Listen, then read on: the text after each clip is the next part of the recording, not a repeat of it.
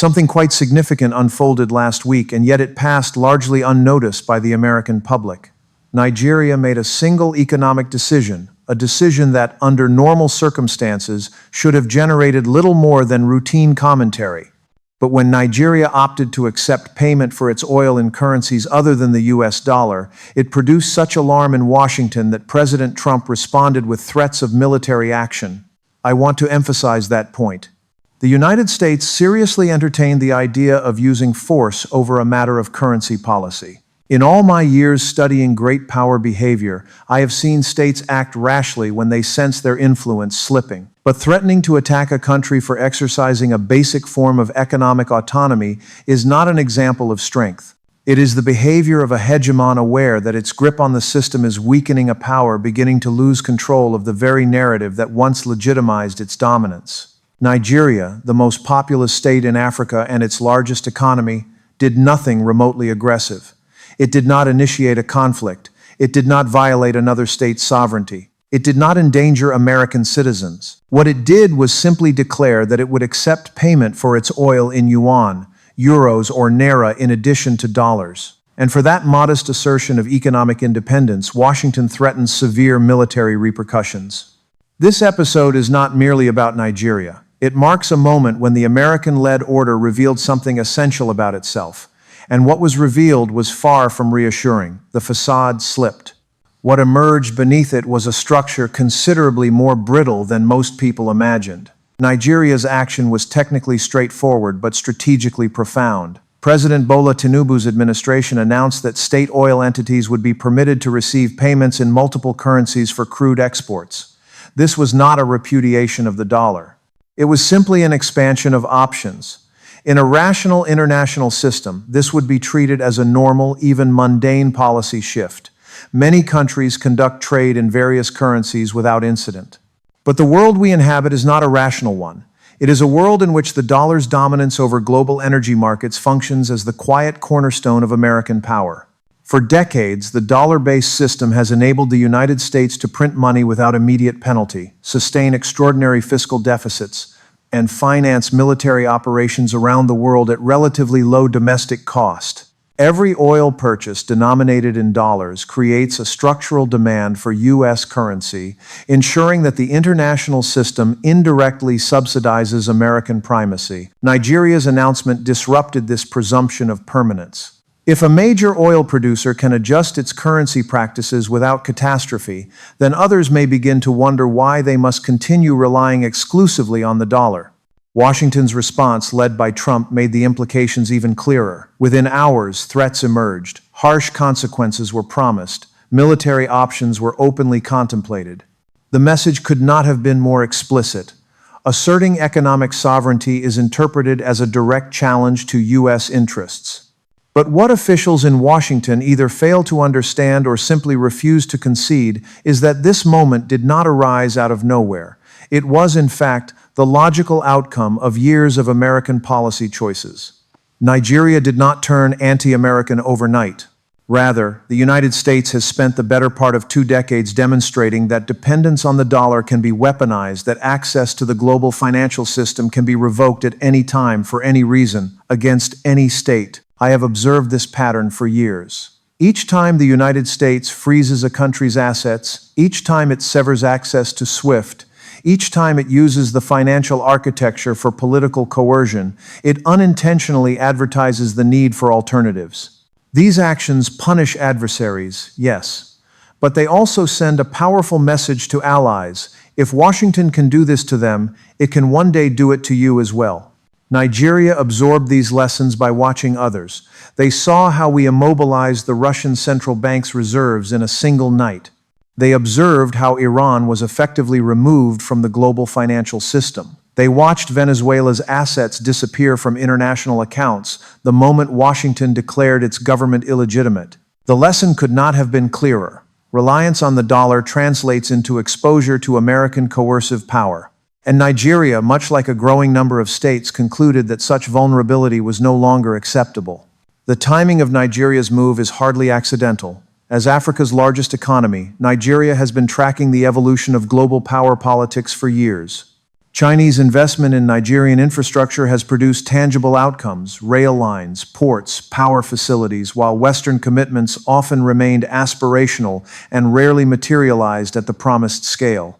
And when Europe urgently sought alternative gas suppliers in the wake of the Ukraine crisis, Nigeria suddenly found itself with considerable leverage.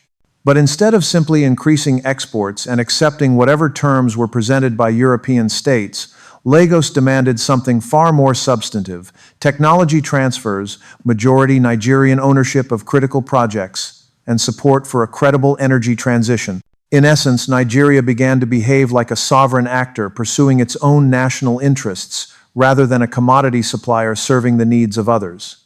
This change in posture is what truly unnerves policymakers in Washington. The issue is not merely about oil denominated in yuan or euros. It is about the erosion of automatic deference to American preferences. Nigeria is asserting a basic but powerful principle: that Nigerians should shape Nigeria's economic policies.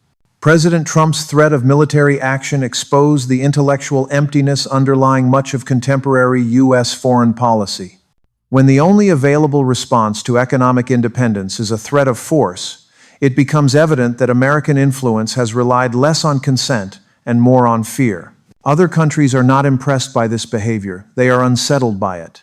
When the world's most powerful military signals a willingness to go to war over a currency decision, it sends a stark message: the economic foundations of American primacy are weakening, and Washington will strike out at anyone who highlights that decline.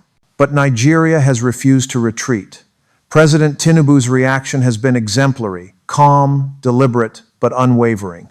He has emphasized that Nigeria seeks cooperation, not confrontation, that economic sovereignty is non-negotiable, and that decisions regarding Nigeria's currency policy will be made in Abuja, not in Washington. Behind the scenes, Nigeria has been assembling precisely the type of diplomatic network that raises the costs of U.S. military threats. Coordination with the African Union under collective security frameworks, engagement with BRICS members, outreach to European states increasingly uneasy with Washington's coercive economic tactics. This is a form of sophisticated asymmetric diplomacy. Nigeria cannot match American military capability, but it can make any military intervention so diplomatically costly that even an aggressive administration would hesitate. More importantly, Nigeria is tapping into a global undercurrent that has been building for years. States around the world are weary of American financial pressure. They are tired of being told that sovereign economic decisions constitute hostile acts. They are frustrated by a system in which the dominance of a single currency becomes a systemic vulnerability for everyone else. This is why Nigeria's stance resonates far beyond the African continent.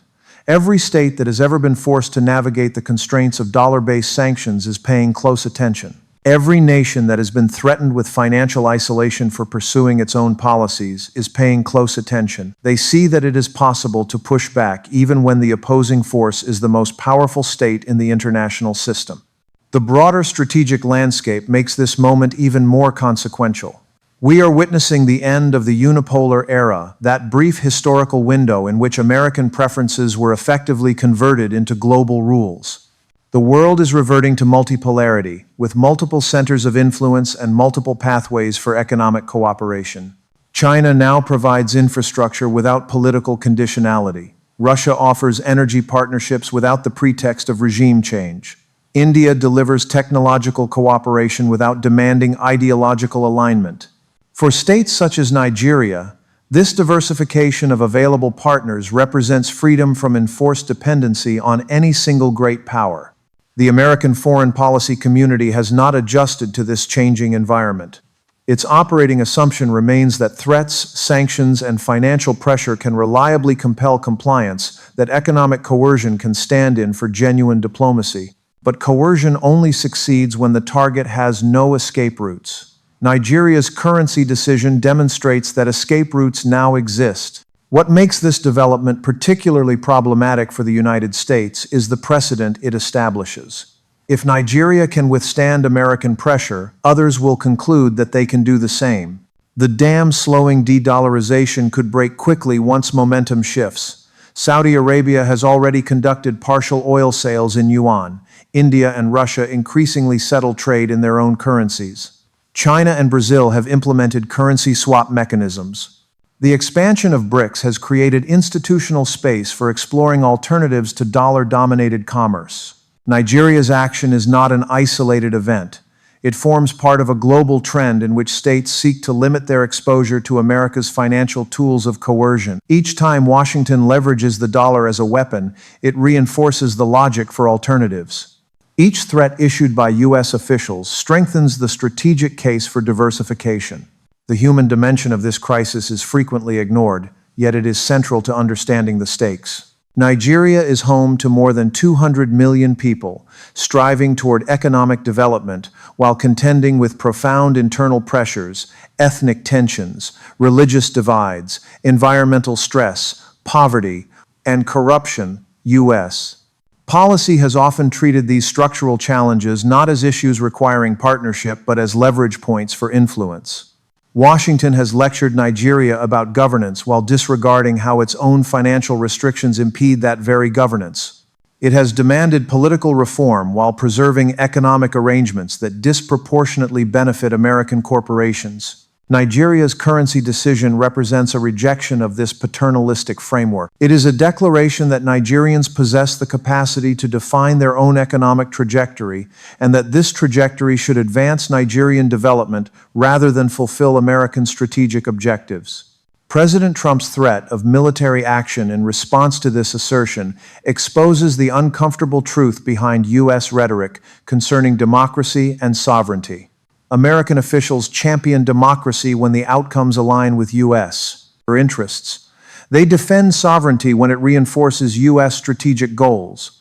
But when a state exercises genuine autonomy, the response is often intimidation or force. This contradiction has not gone unnoticed in Nigeria or elsewhere. African civil society, in particular, has interpreted the present confrontation through an explicitly post-colonial lens. They are invoking the memories of figures such as Patrice Lumumba in Congo and Thomas Sankara in Burkina Faso, leaders who prioritized African interests above Western expectations and ultimately paid a severe price for doing so. The question confronting Nigerians today is deeply consequential. Is it safer to accept American economic dominance or to assert sovereign decision-making and endure whatever consequences follow?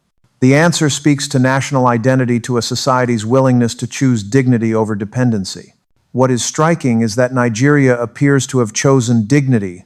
Despite considerable risks, despite explicit threats, and despite a stark imbalance of power, Africa's most populous nation is refusing to bow to the world's preeminent military and economic actor. That stance requires political courage, but it also reflects a strategic assessment that long-term subordination carries greater costs than resisting external pressure. The climate dimension introduces another layer of complexity. Nigeria faces acute environmental vulnerabilities. Rising sea levels threaten Lagos. Desertification fuels conflict between pastoralists and farmers. Extreme weather damages already fragile infrastructure. Nigeria's approach has been grounded in realism, leveraging current fossil fuel revenues to fund development and build climate resilience, while gradually pursuing cleaner energy sources. Yet Western states, after industrializing through carbon-intensive growth, now demand rapid decarbonization from Nigeria without providing adequate financial or technological support. This creates a false dichotomy between development and environmental responsibility. In effect, Nigeria is being asked to sacrifice economic progress in the name of climate objectives, while those making such demands refrain from offering viable pathways to prosperity. Currency diversification is partly a response to this bind. By reducing reliance on Western financial circuits, Lagos aims to preserve strategic autonomy over its own energy transition. Nigeria seeks sustainable development, but on timelines and terms defined in Abuja, not Washington. Trump's military threats disrupt this delicate balance. They compel Nigeria to redirect scarce resources towards security rather than development.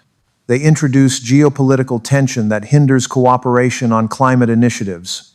They transform environmental challenges into pressure instruments within a broader power struggle. There is also an intelligence and internal security dimension worth considering. Nigeria's ethnic and regional divisions, the economically divergent Muslim North and Christian South, ongoing separatist pressures, recurring insurgencies, and a history of coups provide potential avenues for outside interference. Should economic coercion and military intimidation fail to sway Nigeria, more covert tactics are conceivable.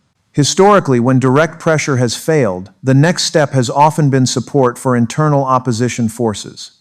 Nigeria's leadership is fully aware of this pattern, which is why they have been meticulous about sustaining internal cohesion while staking out an independent international posture. Nigerian civil society has played a critical role here. Scholars, journalists, and activists are framing the current standoff as a pivotal test of national sovereignty. They openly reference earlier struggles against external domination. There is clear recognition that resistance entails risks, but also a broad understanding that perpetual compliance ensures continued vulnerability. This domestic consensus strengthens the Nigerian government's ability to navigate its confrontation with Washington. Unlike externally imposed leaders or governments lacking legitimacy, Tinubu's administration can plausibly claim to reflect the preferences of its populace in asserting economic sovereignty. The regional implications extend well beyond Nigeria's borders. Other African states are watching carefully to determine whether U.S. threats still possess the coercive power they once did. The outcome of this confrontation will shape decision-making across the continent. If Nigeria successfully preserves its diversification strategy despite American pressure, it will embolden others to pursue similar policies. If coercion compels Nigeria to retreat, it will reaffirm that challenging dollar dominance remains prohibitively dangerous for most states. Either way, the precedent established here will influence Africa's relations with external powers for years to come. The stakes are substantial for both Washington's influence and Africa's strategic autonomy. Looking ahead, several scenarios are conceivable, and none are particularly comfortable for the United States. Nigeria may continue its gradual move away from sole reliance on the dollar, encouraging others to follow and hastening the erosion of dollar hegemony. Washington could escalate threats into actual military action, a scenario that would carry catastrophic implications for bilateral relations and global stability. Alternatively, a face-saving compromise might emerge, allowing both sides to avoid direct confrontation while claiming some form of victory. The most probable trajectory, however, is sustained tension without a definitive resolution. Nigeria is unlikely to reverse course after investing considerable political capital in asserting independence. The United States is equally unlikely to accept the symbolic and practical consequences of a successful challenge to dollar primacy. The result may be a drawn-out stalemate that normalizes non-dollar trade alternatives over time. What is indisputable is that this moment marks a pivotal shift in how states interact with American power. For decades, economic coercion served as Washington's preferred mechanism for managing international politics, less visible than war, less costly than invasion, yet often just as effective in compelling compliance. Nigeria's resistance suggests that this mechanism is losing potency. When states can withstand U.S. pressure by cultivating alternative partners and payment systems, the structural foundation of post-Cold War American hegemony begins to fracture. Washington's response, threatening military action over a currency decision, exposes both the centrality of this foundation and the level of anxiety produced by its deterioration. We are witnessing the point at which a superpower's principal instrument of influence begins to fail. The pressing question is whether the United States can adapt to a system in which economic sovereignty is increasingly attainable, or whether it will cling to outdated strategies until those strategies destabilize the very order they were meant to uphold. Nigeria's assertion of independence forces this question into the open. America's response will shape not only the future of the dollar, but the broader contours of international relations in the decades ahead. At this crossroads, Nigeria has opted for dignity over dependence, sovereignty over subordination. The repercussions of that choice will resonate far beyond Africa, encouraging others to reconsider whether American economic dominance is as immutable as it once appeared. In breaking its dependence on the dollar, Nigeria may have fractured something far larger, the illusion of inevitability that has underpinned American primacy since the Cold War's end. The world is watching, and the empire's mask has slipped.